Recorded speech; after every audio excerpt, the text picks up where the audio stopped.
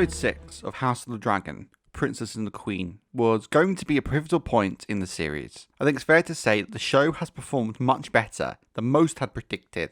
I think this was largely due to a good story, characters we care about, and fantastic casting. I know fans really love the actresses for young Rhaenyra and Alicent, so the 10-year time jump was always going to be difficult in that regard. But on the whole, I think it was handled well, with Emma Darcy and Olivia Cooke stepping into the roles seamlessly. While I do think the time jump was handled okay, I think too much did happen off screen. I know, for example, dropping into the story as Joffrey being born without establishing Harwin and Rhaenyra's relationship left my girlfriend very confused, and I had to pause the episode a few times to explain to her who was who and what was going on. However, if they wanted season 1 to be the build-up to the war, this time skip was a necessity. When I first heard this was the plan, I didn't think there would be enough content in the build-up to the Dance of the Dragons to cover 10 episodes, but I now think it could easily have had 2 or 3 more, just covering what happens in the 10-year time skip alone. Another option that might have helped a bit is if they had supersized this episode by maybe 20 more minutes and given more time to establishing what's what. But on balance, I don't think that would have been practical, and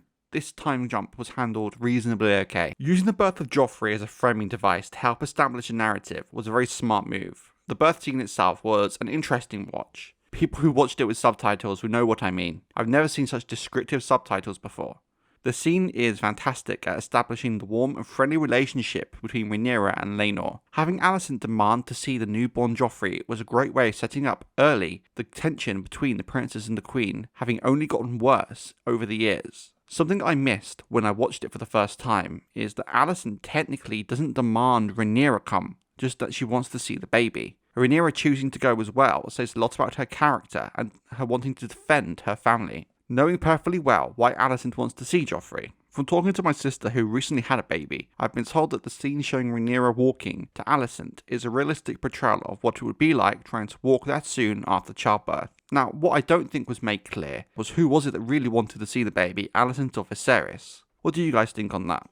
It's easy to say Alicent due to her motive to prove the paternity, but Viserys seemed very chill about the whole making his daughter walk up the stairs thing. Alicent has become very paranoid due to her father's manipulation over the last 10 years. While her attitude and actions make sense in the context of what she's been taught to believe, and I think we are slowly seeing her turn into her father, the difference being she truly does believe she's protecting her children. The same fears and paranoia that her father has installed in her, she is now installing onto her own children. I can see from this episode how both Alicent and Rhaenyra get to the point they do during the Dance of the Dragons. I did like how they were portraying Criston Cole up till now.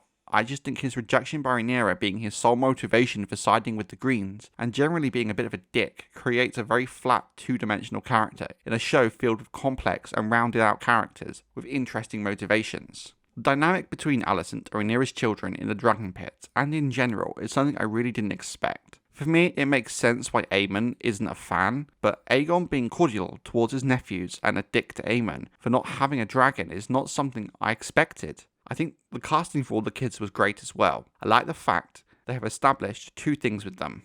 First, that Aegon at this time is not interested in the throne, and 2, Jace does actually question who his father is. And no, I'm not going to go into that Aegon scene. I really liked Harwin Strong as a character. The performance was fantastic, and you really kind of got the vibe he was a good guy. He is not what I pictured from Harwin at all. I very much thought of him as a bit of a brute, almost a more handsome version of the Hound, if that makes sense. But I love this take on him, and I love his interaction with Rhaenyra and the kids. I enjoyed the little touch of Laenor being very open about knowing that Harwin is the father of his children. The only issue I have with how this was handled comes back to the issue with the time jump. We never really get to see Harwin and Rhaenyra's relationship develop, but the show did a very good job at making it clear to viewers, to making viewers care and be invested in him very quickly. I also really like the scene with Helena. I often feel she gets very overlooked as a character when it comes to the Dance of the Dragons, and while her role is certainly different to Aegon and Aemoned, she is still at the centre of some of the most key events that happen. I also did not expect her to be a dreamer, which is not something really hinted at in the books at all, or at least I think that's what the show is going for.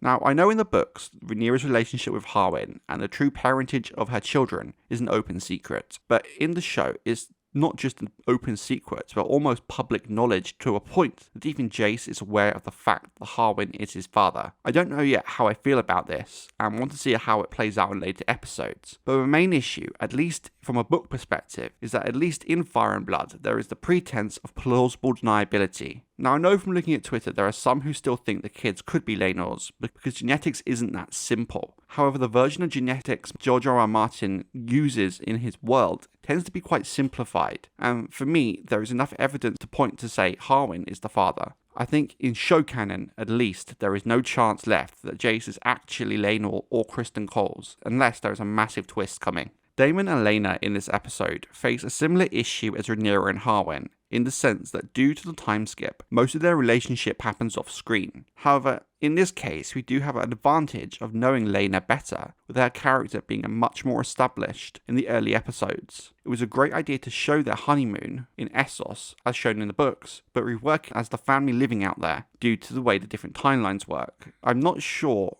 but it seems like Baela and Rhaenyra aren't twins like they are in the book, with Rhaenyra seemingly a couple of years older than Baela. A bit of an odd change if you ask me, as it doesn't really add much. Being a big lore fan, it was great to see Vhagar on screen. I love the look of her. She really seems like she's 150 years old, and I can't wait to see more of her in the next episode. I really think they did a good job at getting the scale of how big she is across. Now, Rhaenyra's death, I know, has upset a lot of book fans, and if I'm honest, I don't love the show's take on it. I get what they're doing, mirroring the scene with Aemma Arryn, but with Rhaenyra making her own choices. But I think we lose some really great emotional moments from the book by her dying in this way. We miss the close friendship that developed between Rhaenyra and Rhaenyra. We miss the sadness of Daemon finding her dead on the stairs as she was trying to reach Vhagar for one last flight, one last time, as she'd been talking about for hours. I guess with the way the time skip and the timeline was handled, the book version just wouldn't have been possible, especially given the fact that at this time in the book, Rhaenyra is already living on Dragonstone, Daemon and Helena living on Driftmark.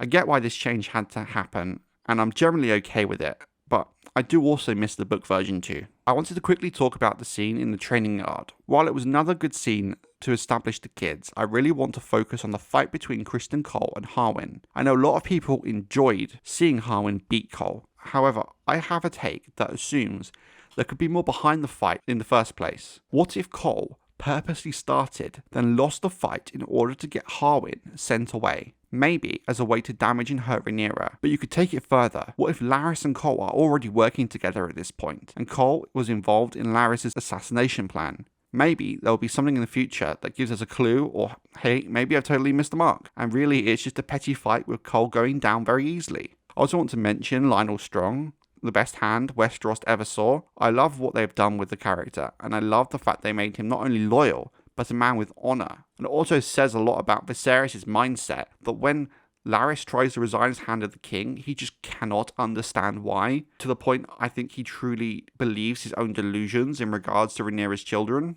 Now, speaking of Larys Strong, there is one thing I think I want to make clear about him. He is not Team Green. Don't get me wrong, he uses the Greens and Alicent as a means to further himself, but Larys is very much Team Larys. The fire at Harrenhal is a huge mystery in the book, with 4 suspects as to who was behind it: Daemon, Corlys, Larys and Viserys. I'm working on a video that breaks down the mystery, but in the show at least, it's confirmed that Larys is the one behind the murder of his father and brother. I get why they chose to do this, as they needed to show how ruthless he is, but I can't help but feel it would have been more interesting if it was left a mystery, for a little while at least. Some people have fairly pointed out how shocked Alicent is that Larys would kinslay, but for me the question is, if kinslaying is seen as one of the worst crimes in Westeros, why the hell would Alicent trust a man such as Larys? I think the episode was a solid 7 out of 10. The time jump was handled well on balance. However, I think there are some fundamental issues with doing it. I'm not sure how much of a choice they had in it, really. The acting was good and the narrative was on par with prior episodes. I just think it needed to be a supersized one to really establish what's going on.